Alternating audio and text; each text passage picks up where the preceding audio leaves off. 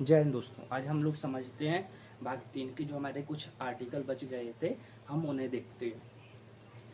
Article हम लोग 29, 30 और 31 आज समझेंगे। 29, 30, 31 में क्या क्या दिया गया है।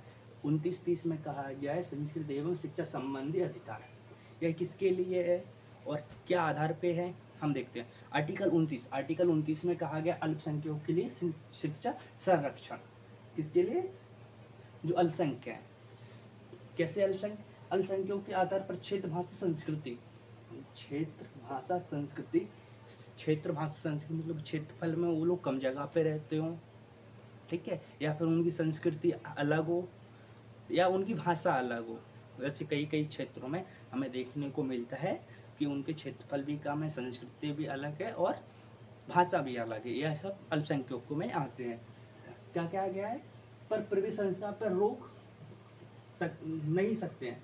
मतलब जैसे देखें कि नौकरी वगैरह है, अगर वह नौकरी की जॉब के लिए गया और वह पास हो जाता है किसी में, तो उसके लिए कोई रोक टोक नहीं होगी, ठीक है। जैसे कोई प्रवेश संस्थान हो गया, जैसे वह कॉलेज वगैरह स्कूल वगैरह में गया, तो उसके लिए वह कोई भी उसको रोक नहीं सकता कि वह पिछले वर्ग से आता है या कैसे भी आता है हमारे भारत से बाहर से, मतलब जो भारत की मैनभूमि से, अंडमान निकोबार वगैरह से, लक्षद्वीप वगैरह से बिलोंग करता है, कैसा भी हो भारत से जुड़ा हुआ, उसके लिए कोई भी रोक टोक नहीं होगी, ठीक है। अनुच्छेद 30 अनुच्छेद में कहा अल्पसंख्यकों को शिक्षा लेने में संकोच हो रही है। जैसे कोई अल्पसंख्यक हैं, उन्हें शिक्षा लेने में संकोच हो रही है कि ये लोग हमसे थोड़े हटके हैं, ये लोग पैंट शर्ट पहनते हैं, हम धोती कुर्ते पहनते हैं। ऐसे बहुत सारे लोग हैं जिन्हें फील होता है। तो है सरकार उस आर्टिकल 30 में कहा गया है, अनुच्छेद 30 में क्या है, संकोच हो रही है, तो उसके बीच आपस अपना संस्था खोल सकते हैं।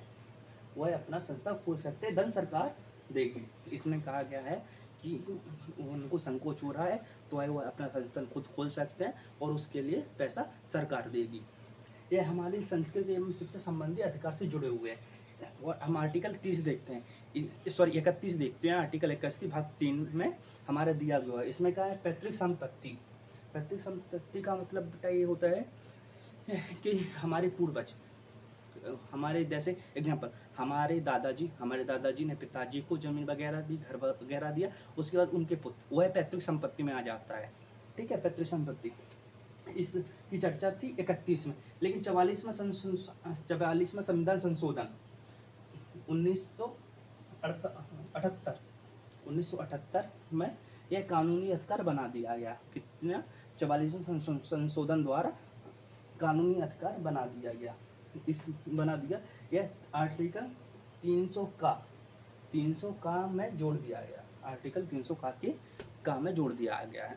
इसमें कहा गया अब सर वैसे नेशनल हाईवे वगैरह बनाना होता था तो किसी का खेत वगैरह आ जाता तो उसको मोड़ के ले जाना पड़ता था।